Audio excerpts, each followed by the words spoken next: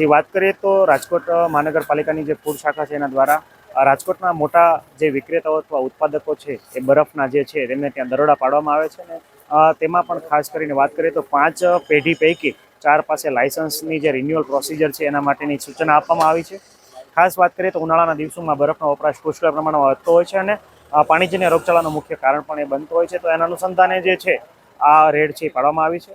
તો 5 પૈકી તમામ યુનિટોને છે જનરલાઇઝ જોવા જઈએ તો આરો વોટર, ટ્રીટેડ વોટર છે એનો વપરાશ કરવો. આ ઉપરાંત હાઇજેનિક કન્ડિશન કે જેમાં જે એમના ઓપરેશન સાથે સંકળાયેલા લોકો છે એમનું આરોગ્યની તપાસ, આ ઉપરાંત લેબોરેટરીમાં એની પિરિયોડિક તપાસ કરીને એનો રિપોર્ટ છે જમા કરાવ. ઉપરાંત જે કન્ટેનરની અંદર બરફ બનાવવામાં આવે છે એ કન્ટેનર છે એની સાફ સફાઈ વગેરે બાબતે છે એ જનરલાઇઝ સૂચનાઓ આપવામાં આવી છે ને જેનું પાલન થાય આપણે આગળ ઉપર, જો ન થાય તો આગળ ઉપર આપણે કડક કાર્યવાહી કરીશું. જે અત્યારે અનહાઇજેનિક કન્ડિશન છે, ખાસ કરીને વાત કરીએ તો રસ્ટિંગ થયેલા કન્ટેનર છે આપણે મળી આવે છે તો એને રિપ્લેસ કરવા અને સ્ટીલના કન્ટેનર યુઝ કરવા. આ ઉપરાંત કોઈ લોખંડના કન્ટેનર વાપરી રહ્યા છે તો એનો પણ રિપ્લેસ કરવા.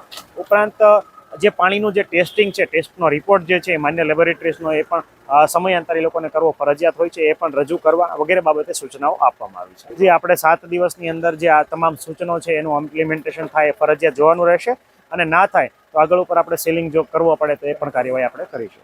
સાંજ સમાચાર ફેસબુક પેજને લાઇક કરો, વિડીયો શેર કરો અને વધુ વિગતવાર સમાચાર માટે sanssamachar.net વિઝિટ કરો.